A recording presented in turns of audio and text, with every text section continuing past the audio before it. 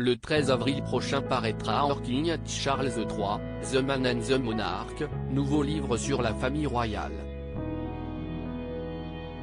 On y apprend notamment que lors des dernières heures d'Élisabeth II, alors que sa fille Anne était à son chevet, son héritier Charles était parti à la chasse aux champignons.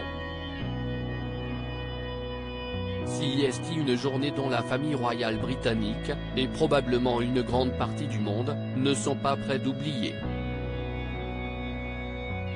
Le 8 septembre 2022, les membres de la firme sont appelés en urgence au château de Balmoral, résidence écossaise de la couronne. La reine Élisabeth II, très affaiblie, n'a probablement plus pour très longtemps. Même le prince Harry, par chance au Royaume-Uni à ce moment-là, tentera le tout pour le tout afin de venir lui dire adieu, mais devra malheureusement se contenter de la saluer sur son lit de mort. Si l'on imaginait jusqu'alors que les enfants de la monarque étaient à son chevet depuis plusieurs heures voire jours, il ne serait finalement rien.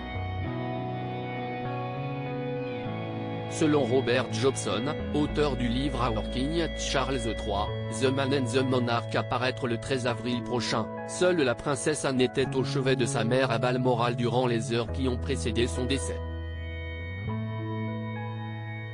Il savait que le moment décisif de sa vie approchait. Cet expert de la famille royale, qui a notamment dévoilé le plan presque militaire de Buckingham Palace pour camoufler l'état de santé de la monarque lors de son ultime apparition sur le balcon du palais, révèle en effet que Charles III, alors encore prince Charles, s'est absenté plusieurs heures de Balmoral pour partir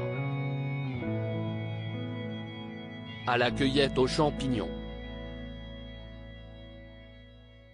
Après avoir passé quelques heures avec sa mère, le prince est retourné à Birkhall, son domaine non loin de Balmoral.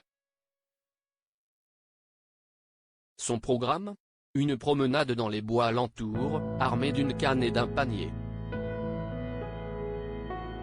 Alors que la reine s'éteignait, son héritier était à la recherche de champignons. Plus important, il tirait de l'énergie des arbres, de la terre et des murmures de la rivière, car il savait que le moment décisif de sa vie approchait, la mort de sa mère et son accession au trône, écrit Robert Jobson.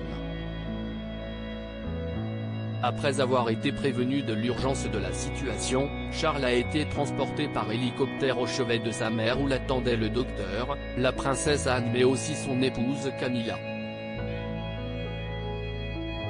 Les seuls à avoir eu le temps de voir la reine avant son dernier souffle.